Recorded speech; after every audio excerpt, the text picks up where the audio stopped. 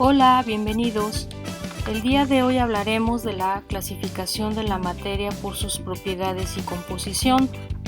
También analizaremos la relación que existe entre materia y energía, estudiándola en las cadenas tróficas.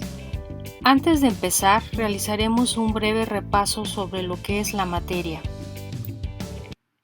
Desde tiempos remotos, el hombre ha tratado de describir el mundo que lo rodea, a partir de lo que son las observaciones y la experimentación. El aire, el agua, la tierra y todo lo que conocemos y utilizamos está formado de materia. Como recordarás, la materia es todo lo que nos rodea, es todo aquello que tiene masa y ocupa un lugar en el espacio.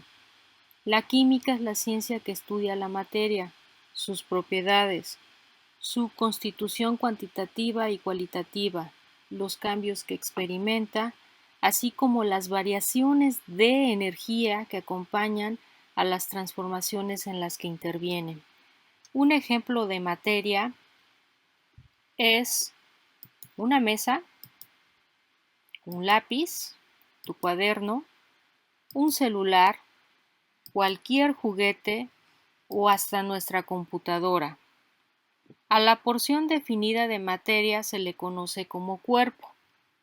Así, un lápiz está definido, por lo tanto es un cuerpo y es parte de la materia. El filósofo griego Demócrito propuso la existencia de una unidad fundamental en la materia, a la que llamó átomo.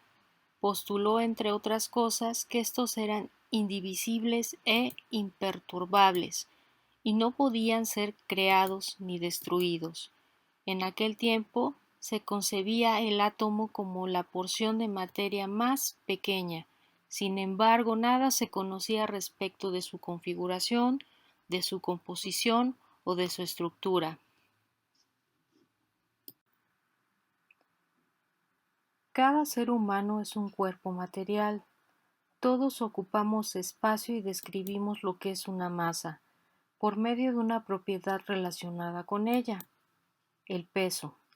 Todos los cuerpos que vemos a nuestro alrededor son materia. Otro ejemplo de materia son los gases de la atmósfera, que aunque invisibles, ocupan espacio y masa.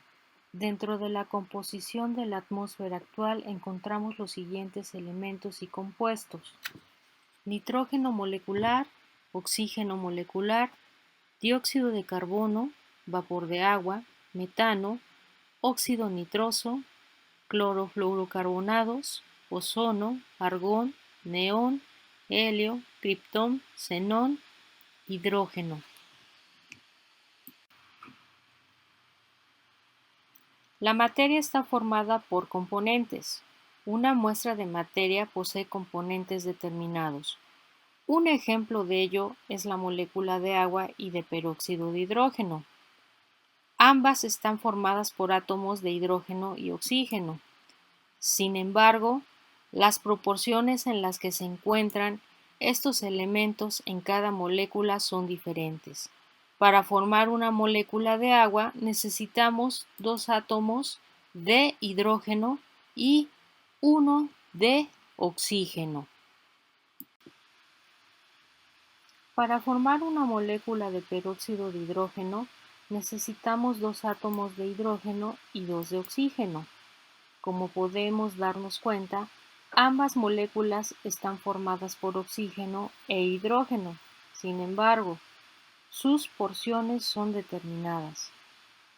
Estas proporciones fijas en cada molécula son las que les van a dar una identidad, es decir, cada molécula tiene sus propias características específicas.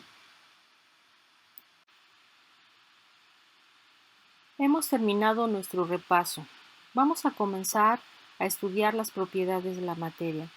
Las propiedades de la materia son aquellas que definen las características de todo aquello que tiene masa y ocupa un volumen. Las propiedades de la materia pueden ser generales o extrínsecas, o también pueden ser específicas o intrínsecas.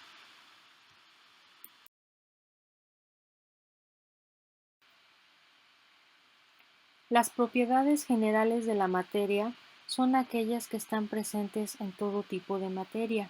Son comunes a toda clase de materia, es decir, no nos proporcionan información acerca de la forma como una sustancia se comporta y se distingue de las demás.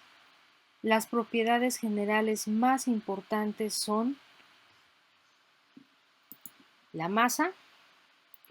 Todo cuerpo tiene masa. La masa es la medida que indica la cantidad de materia que tiene un cuerpo. La unidad de medida en el sistema internacional es el kilogramo y el instrumento que ocupamos para medir la masa es la balanza. Volumen. Todo cuerpo tiene un volumen. El volumen es el espacio ocupado por un cuerpo, es decir, su magnitud física comprendida en 3 dimensiones: largo, ancho y alto. La unidad de medida de volumen es el metro cúbico. Peso. El peso es la fuerza con que la Tierra nos atrae a la superficie. La magnitud que mide la fuerza con la que la gravedad presiona o atrae un cuerpo hacia la Tierra o un astro. En el sistema internacional sus unidades son los newtons. Impenetrabilidad. Propiedad por la cual un cuerpo no puede ocupar el espacio que ocupa otro cuerpo al mismo tiempo. Porosidad. La porosidad es la cantidad de poros o espacios vacíos que se encuentran en un cuerpo. Poros viene del latín porus y significa agujeros pequeños. Por último, tenemos lo que es la inercia. La inercia es la tendencia que tienen los cuerpos de continuar en su estado de reposo o movimiento en el que se encuentran, si no hay una fuerza que se lo impida.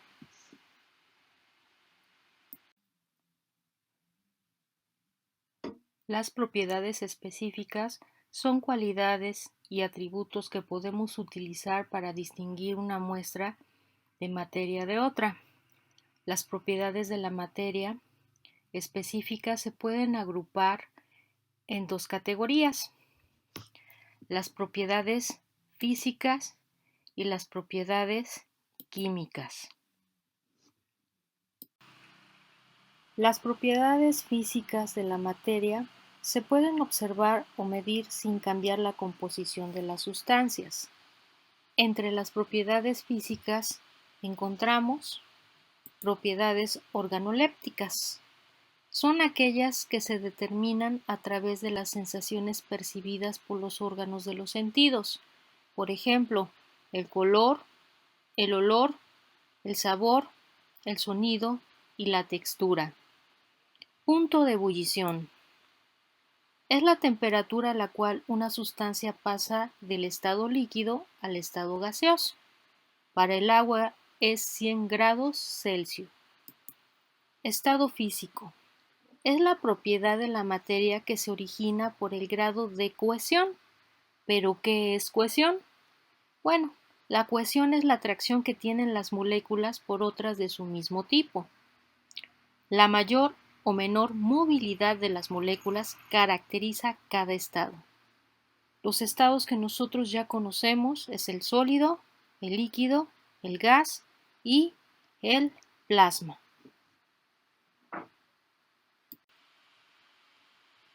Punto de fusión. Es la temperatura a la cual una sustancia pasa del estado sólido al líquido. Solubilidad. Es la medida de la capacidad de una determinada sustancia para disolverse en otra. En este proceso encontramos al soluto y el solvente. Soluto es el componente en menor cantidad. Solvente es el componente mayoritario. El soluto se encuentra dentro del solvente. Ejemplo, nosotros tenemos lo que es sal y agua y los vamos a unir. El soluto sería la sal y el solvente sería el agua. En este ejemplo, nosotros tenemos agua con pintura, ¿sí? Tenemos un soluto y un solvente. Densidad. Es una magnitud que expresa la relación entre la masa y el volumen de una sustancia o un cuerpo sólido. Dureza. Es la oposición que ofrecen los materiales a alteraciones físicas, como la penetración, la abrasión y el rayado. Se mide mediante una escala llamada Mohs, que va del valor 1 al 10, tomando el número 1 el talco y el 10 el diamante. Elasticidad. Es la capacidad que tienen los cuerpos de deformarse cuando se aplica una fuerza sobre ellos y de recuperar su forma original cuando la fuerza aplicada se suprime. Ductilidad. Mide la capacidad que tienen ciertos materiales para formar alambres o hilos. Tenacidad. Es la resistencia que ofrecen los cuerpos a romperse o deformarse cuando se les golpea. Uno de los materiales más tenaces es el acero. Fragilidad. Es la tendencia de los materiales a romperse o fracturarse. Maleabilidad. Mide la capacidad que tienen ciertos materiales para convertirse en láminas, como el cobre o el aluminio que ocupamos en casita. En general, los materiales que son dúctiles también van a ser maleables.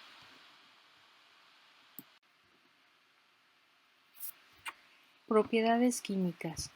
Describen la capacidad de las sustancias para reaccionar con otras, modificando su composición. Son las que determinan el comportamiento de las sustancias cuando se ponen en contacto con otras. Cuando determinamos una propiedad química, las sustancias cambian o alteran su naturaleza. Por ejemplo, cuando dejamos un clavo de hierro a la intemperie durante un tiempo, observamos un cambio que se manifiesta por medio de una capa fina de óxido en la superficie del clavo. Decimos entonces que el clavo se oxidó y esto constituye una propiedad química, tanto del hierro como del aire. El primero por experimentar una oxidación y el segundo por producirla. Algunas propiedades químicas son la combustión y la oxidación. El oxígeno tiene la capacidad de combinarse con diversos elementos para producir óxidos. En definitiva, la oxidación es la combinación del oxígeno con otra sustancia. Existen oxidaciones que son sumamente lentas, como por ejemplo la del hierro. Cuando la oxidación es rápida, se llama combustión. De este tipo de procesos se desprende energía lumínica y calórica y se lleva a cabo rápidamente. El material que arde, como el queroseno, es el combustible y el que hace arder, como el oxígeno, se llama comburente. Un comburente es un compuesto o sustancia que provoca o favorece la combustión. Ejemplo de ello es el ozono, los halógenos, los nitratos y el peróxido de hidrógeno. Reducción. Es toda aquella reacción química donde los átomos de uno de los reactivos termina ganando electrones. Este tipo de reacción no puede darse por sí sola. Si una especie acepta electrones, otra obligatoriamente debe de cederlos. De lo contrario, se estaría creando materia de la nada y eso no es posible. Un ejemplo ilustrativo de la reacción de reducción es la que tenemos aquí, en la imagen. En una superficie metálica de cobre y una solución acuosa de nitrato de plata.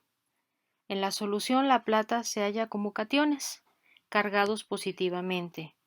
Estos al interaccionar con la superficie de cobre, con forma de árbol de Navidad, le arrebata los electrones a los átomos de cobre. Cuando esto ocurre, el cobre sustituye a la plata en la sal de nitrato y como resultado, pues vamos a obtener lo que es el nitrato de cobre.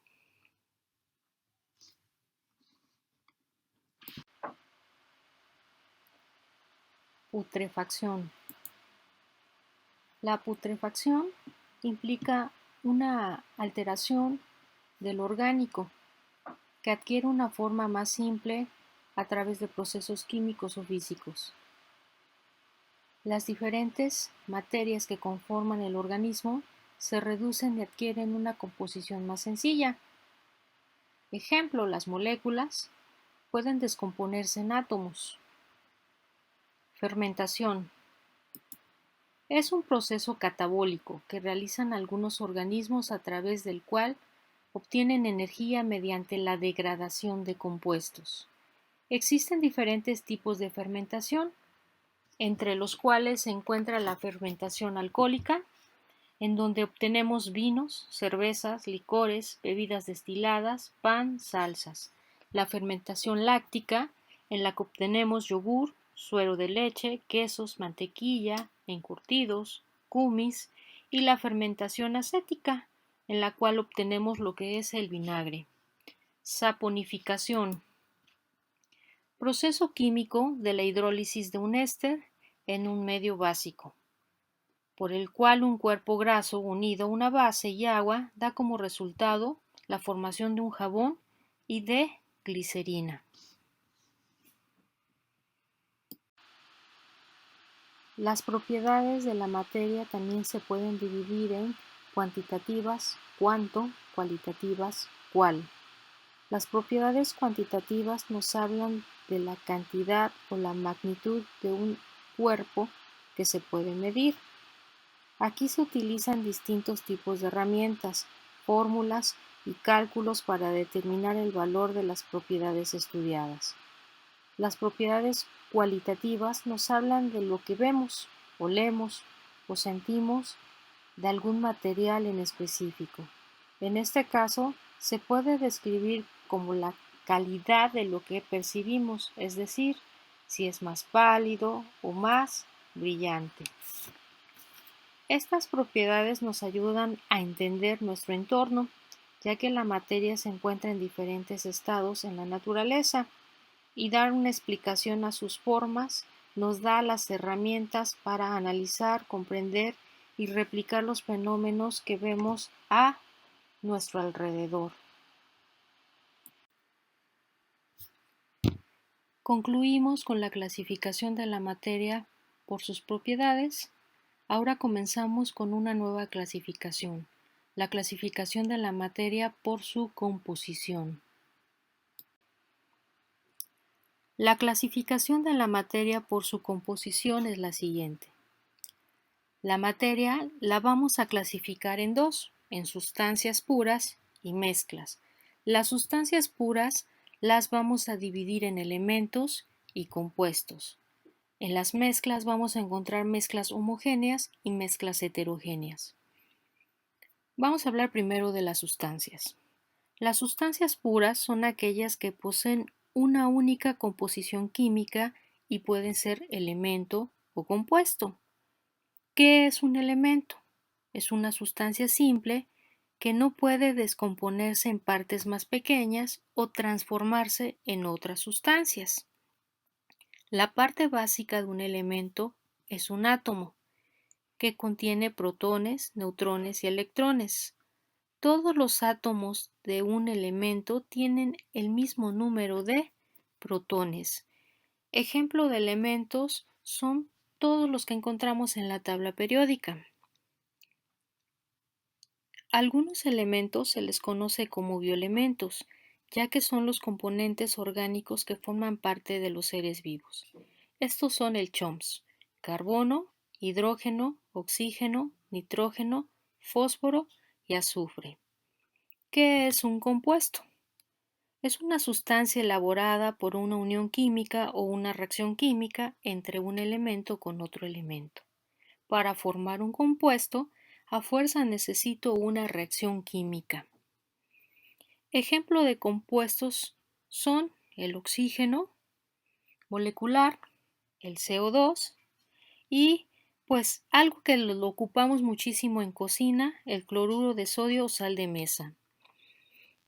También existen biocompuestos, compuestos que forman parte de los seres vivos. Estos son los carbohidratos, las proteínas, los lípidos y los ácidos nucleicos. Hablemos de mezclas. ¿Qué es una mezcla? Es la combinación o unión de varias sustancias puras por uniones físicas y no químicas. Es decir, aquí no hay una reacción química.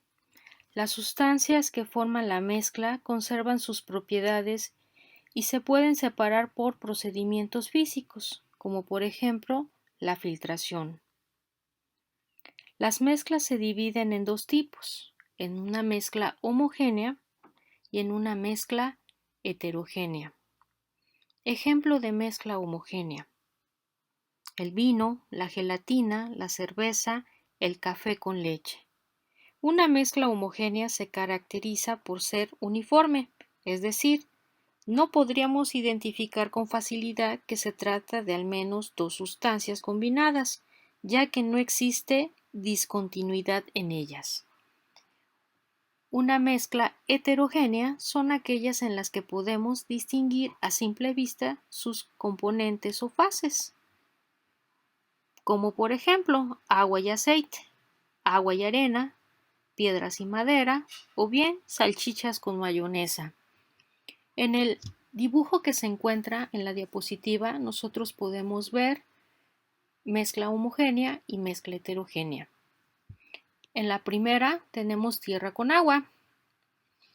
Vamos a tener lo que es una mezcla heterogénea porque podemos ver las fases o las partes que forman esta mezcla. En la parte de abajo vemos lo que es la tierra y en la parte de arriba vemos lo que es el agua. La mezcla homogénea vamos a unir lo que es el azúcar y el agua, lo agitamos y obtenemos una mezcla homogénea en donde no se ven las fases o las partes que forman esa mezcla. No se ve dónde está el azúcar y no se ve dónde está el agua sola, ¿sí? Entonces, esa es la diferencia entre una mezcla homogénea y una mezcla heterogénea. En la mezcla homogénea no podemos ver las fases o las partes que componen la mezcla, es muy difícil, mientras que en una mezcla heterogénea sí podemos ver las fases que forman esta mezcla. Las mezclas se pueden separar por procesos físicos. Por lo general, el método a utilizar se define de acuerdo a los tipos de componentes que forman la mezcla y sus características. Algunos de estos métodos son los siguientes. Imantación. Consiste en separar con un imán los componentes de una mezcla de un material magnético y otro que no lo es. La separación se hace pasando el imán a través de la mezcla para que el material magnético se una a él. Por ejemplo, separar la limadura de hierro que se haya mezclado con azufre en polvo, para lo cual basta con mantener un imán en el componente magnético.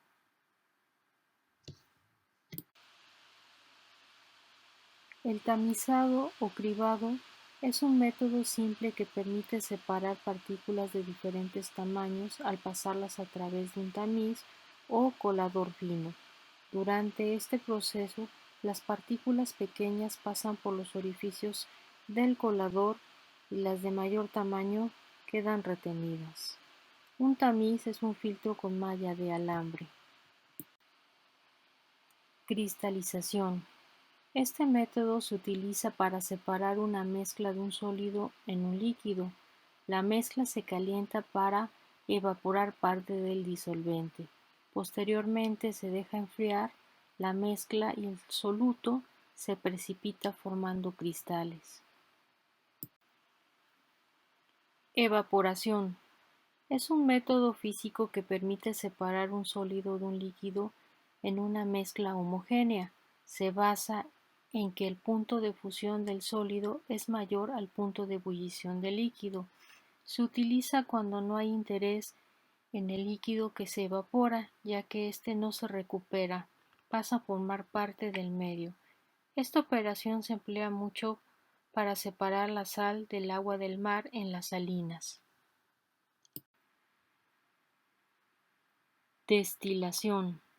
Este método consiste en separar dos o más líquidos miscibles con diferentes puntos de ebullición, primero por medio de la evaporación y posteriormente por la condensación de las sustancias. A través de esta operación se separan principalmente mezclas homogéneas de líquidos. Cromatografía. Este método depende de la distribución de los componentes de la mezcla entre dos fases inmiscibles. Una fase móvil llamada activa que transporta las sustancias que se separaron y que progresa en relación con la otra, denominada fase estacionaria. Centrifugación. Se trata de una operación que consiste en la separación de materiales de diferentes densidades que componen una mezcla. Para eso se coloca la mezcla dentro de un aparato llamado centrífuga, que tiene un movimiento de rotación constante y rápido, lo cual hace que las partículas de mayor densidad vayan al fondo y las más livianas queden en la parte superior. Observamos un ejemplo en las lavadoras automáticas o semiautomáticas. En el ciclo de secado, el tambor de la lavadora gira a cierta velocidad, de manera que las partículas de agua adheridas a la ropa durante su lavado salen expedidas por los orificios del tambor. Este método se usa con frecuencia en la biología y medicina para separar la grasa de la leche o el suero de los glóbulos rojos y las plaquetas de la sangre. Decantación. Se utiliza para separar dos líquidos con diferentes densidades o una mezcla constituida por un sólido insoluble en un líquido. Se trata de un método basado en la diferencia de densidades. Si tenemos una mezcla de sólido y un líquido en el que el sólido no se disuelve, se deja reposar la mezcla y el sólido se va al fondo del recipiente. Si se trata de dos líquidos, se coloca la mezcla en un embudo de decantación, se deja reposar y el líquido más denso queda en la parte inferior del émbolo. Filtración. Se trata de una operación que permite separar mezclas heterogéneas de un sólido insoluble en un líquido. Se hace pasar la mezcla a través de un papel filtro. El sólido se quedará en la superficie del papel y el otro componente pasará. Es posible separar sólidos de partículas sumamente pequeñas, utilizando papeles con el tamaño de los poros adecuado. Es uno de los métodos más simples de separación física, además de ser sencillo y barato.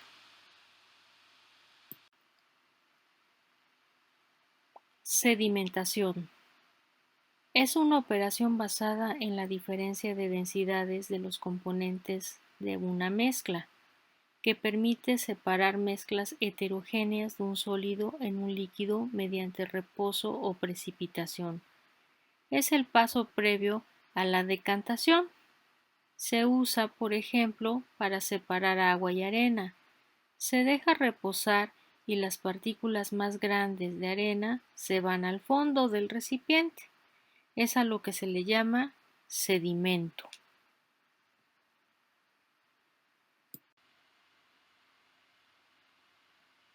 Vamos a realizar unos ejercicios en los cuales vamos a determinar si la materia es un elemento, un compuesto o una mezcla. Comenzamos con el agua pura. ¿El agua pura es un elemento, es un compuesto o es una mezcla? Es un compuesto. ¿El estaño es un elemento, es un compuesto o es una mezcla? Es un elemento, lo encontramos en la tabla periódica. El gel de ducha es un elemento, es un compuesto o es una mezcla. Es una mezcla. El café con leche es un elemento, es un compuesto o es una mezcla.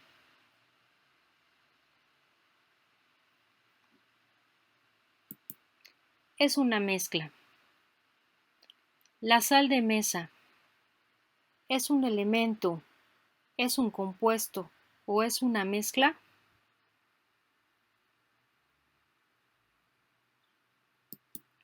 Es un compuesto. El dióxido de carbono es un elemento, es un compuesto o es una mezcla.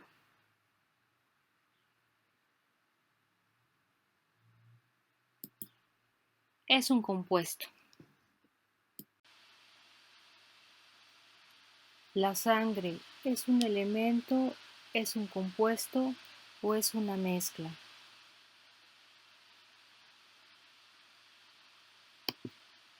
Es una mezcla. El óxido de hierro es un elemento, es un compuesto o es una mezcla.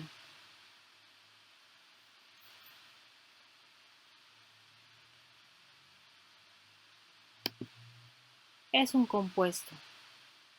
El acero inoxidable es un elemento, es un compuesto o es una mezcla.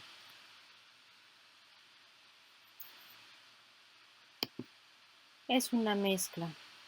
Acetona es un elemento, es un compuesto o es una mezcla.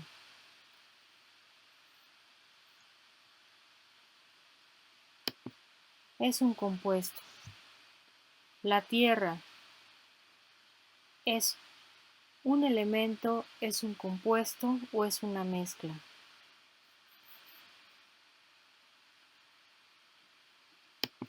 Es una mezcla. Hemos terminado. Como podrás darte cuenta, para que exista un cambio en la materia se requiere de energía. La energía se define como la capacidad que tiene la materia para producir trabajo. Esta relación de la materia y la energía se puede observar en los ecosistemas, donde existen cadenas y redes tróficas. La energía es básica para el funcionamiento de cualquier ecosistema. Gracias a la interacción de los seres vivos, la energía fluye de una especie a otra especie. Expliquemos qué son los niveles tróficos en los seres vivos y cuáles son los tipos según su clasificación en un ecosistema, atendiendo a la forma de obtener nutrientes por medio de la energía y la materia.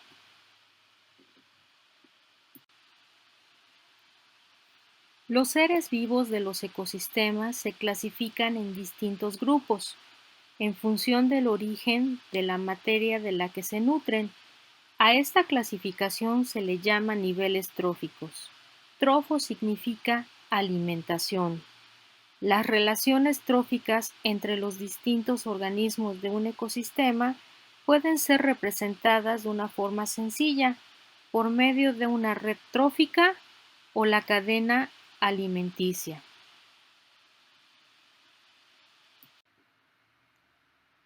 Los niveles tróficos clasifican los organismos en función del origen de la materia que se alimentan, cada uno de los cuales difiere en su relación nutricional con la fuente de energía principal.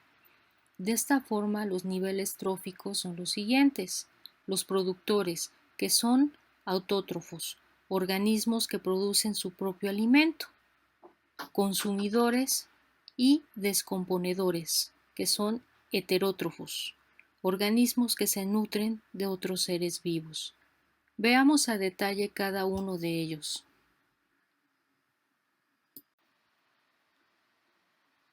Productores. Son llamados organismos autótrofos o productores primarios. Son los que constituyen el primer eslabón de la cadena alimentaria.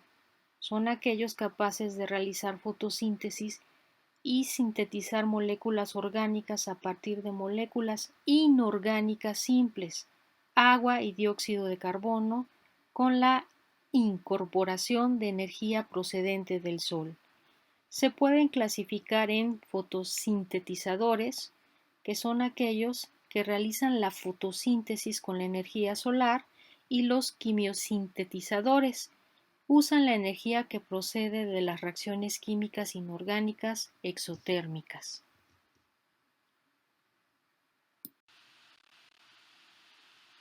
En los productores primarios podemos encontrar las plantas, las algas y las cianobacterias.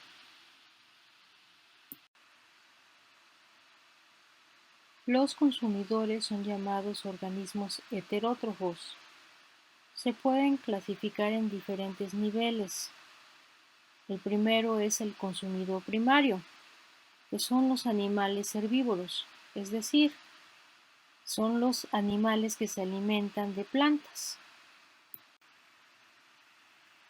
Los consumidores secundarios son los animales carnívoros, son aquellos que se alimentan de los herbívoros, incluyendo lobos, zorros, gatos y coyotes. Los consumidores terciarios, también denominados de mayor nivel, carnívoros, son aquellos animales que se alimentan de carnívoros y los parásitos de estos, incluyen hienas, opilotes y buitres. Los saprófagos se alimentan solo de materia orgánica muerta y pueden ser necrófagos o carroñeros. Se alimentan de cadáveres y materia orgánica descompuesta. Coprófagos se alimentan de excrementos de otros animales. Los detritívoros, degradadores y comedores de detritos, se alimentan de materia orgánica fragmentada. Omnívoros son los comedores de todo, comen carne y planta. Usan más de una fuente de materia orgánica, es decir, ocupan varios niveles tróficos. Ejemplo de ellos son los cerdos y la mayoría de los pájaros. Descomponedores son los organismos detritívoros, los que comen los organismos muertos. Ejemplo, hongos o setas, algunos insectos y gusanos. Se clasifican en saprófitos, que como alimento usan materia orgánica, pero en realidad no la ingieren, sino que realizan una digestión externa. Como ejemplo, son muchas bacterias y hongos. Y pues por último tenemos los mineralizadores, son denominados autótrofos quimiolitróficos, obtienen la energía de la materia inorgánica procedente del metabolismo de otros organismos, transformándola en sales minerales asimilables para otros seres vivos productores. Son las bacterias que cierran el ciclo de los bioelementos en todos los ecosistemas. La energía se transfiere entre los niveles tróficos cuando un organismo se come a otro y obtiene las moléculas ricas en energía del cuerpo de su presa. Sin embargo, esta transferencia es ineficiente y esta ineficacia limita la longitud de las cadenas alimentarias. Cuando la energía entra en un nivel trófico, parte de ella es almacenada como biomasa, pasa a formar parte del cuerpo del organismo. Esta es la energía que queda disponible para el siguiente nivel trófico, ya que solo la energía almacenada como biomasa puede ser consumida. Por regla general, solo alrededor del 10% de la energía almacenada como biomasa va a pasar de un nivel trófico a otro. ¿Pero qué es la biomasa? También es conocida como bioenergía y es la energía obtenida de la materia orgánica constitutiva de los seres vivos, sus excretas y sus restos no vivos. ¿Por qué sale tanta energía entre un nivel trófico y el siguiente? Algunas razones principales son: en cada nivel trófico, una cantidad significativa de energía se disipa como calor a medida que los organismos llevan a cabo la respiración celular y realizan su vida diaria. Parte de las moléculas orgánicas que consume un organismo no son digeribles y salen del cuerpo como heces, excrementos, en vez de ser utilizados. Y no todos los organismos individuales en un nivel trófico serán devorados por los organismos del siguiente nivel. Algunos morirán sin haber sido consumidos. Las heces y los organismos muertos no consumidos se convierten en alimento para los descomponedores, quienes los metabolizan y convierten su energía en calor mediante la respiración celular. Así que la energía no desaparece, en realidad, y al final, todo termina como calor.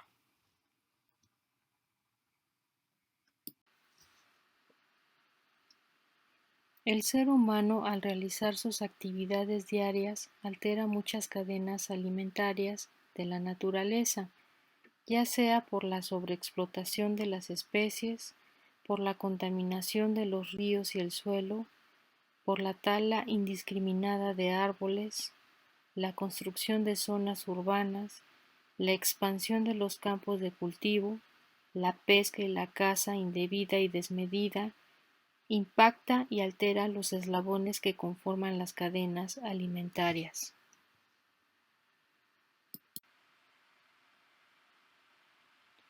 La desaparición de los seres vivos que constituyen un eslabón de la cadena trófica conlleva graves consecuencias para el resto de los seres que conviven en ese ecosistema.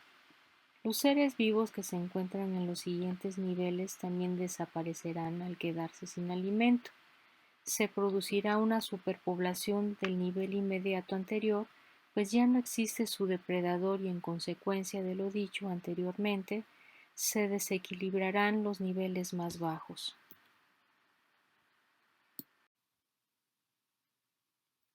Muy bien, hemos terminado. Ahora te toca a ti aplicar todos estos nuevos conocimientos para realizar las actividades de la sesión 9, 10 y 11 de tu Manual del Estudiante de la Competencia en Ciencias Naturales. Muchas gracias.